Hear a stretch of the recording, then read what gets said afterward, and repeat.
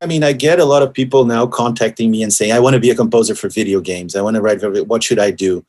And I think what I always tell young composers is the reason I'm here is because I didn't limit my possibilities starting out. You know, if you say I want to compose for games and that's the only thing, you're really limiting your possibilities of like getting good training and like, you know, working on shorts with young filmmakers and doing things like you learn doing to do music for video. You can go to school and you can get the tricks and techniques. And of course you need to know composition somewhat. That's something else. People think now they have all these loops and all these libraries and it's like, oh, I can be a film composer.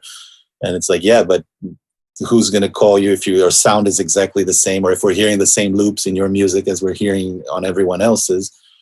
So after you've done the work and you have somewhat of a voice and experience in different styles, and you've written some music, it's like, do whatever you can. Start commercial. Look at my trajectory. You know, it's like trailers, commercials, documentaries, film. Then I jumped to film. Then I went back to TV. Then video games. Now it's like, if you limit yourself in any way, you're just doing yourself a disservice. So try to compose as much as you can and to work with as much. I mean, like we talked about content creation nowadays, it's the number of things being done out there, and everyone needs music, and that's how the young people are going to learn. Or working with other composers, like you know, usually it's a really good, not necessarily a good way in, because I think a small percentage of the people who come in as assistants end up sticking around and really being put through the, you know, all the shit that sometimes assistants have to put up with in like the bigger studios, I'd say.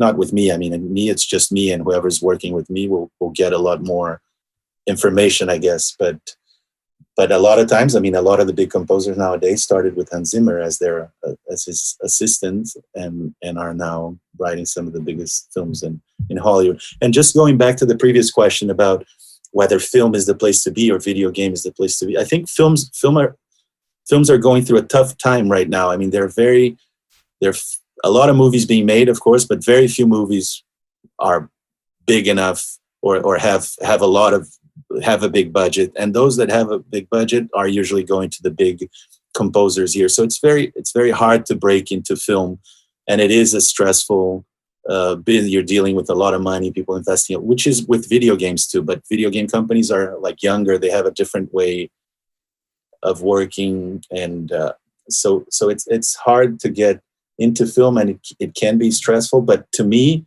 it's still my passion. You know, I got into it because I loved film, and writing for a film that you really believe in. There's nothing like it, and to know that it's going to be out there like that forever.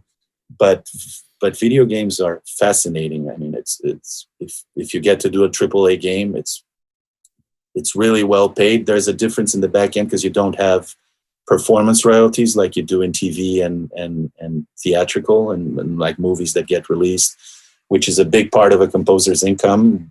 We can get into that. I know you wanted to land. I'm opening another can of worms here, but royalties are a big part. I think after you've established yourself somewhat, I'd say more than 50% of your income will be from royalties, you know, from performance royalties. If you keep all your writer shares, which we all should always fight for that and keep our writer share.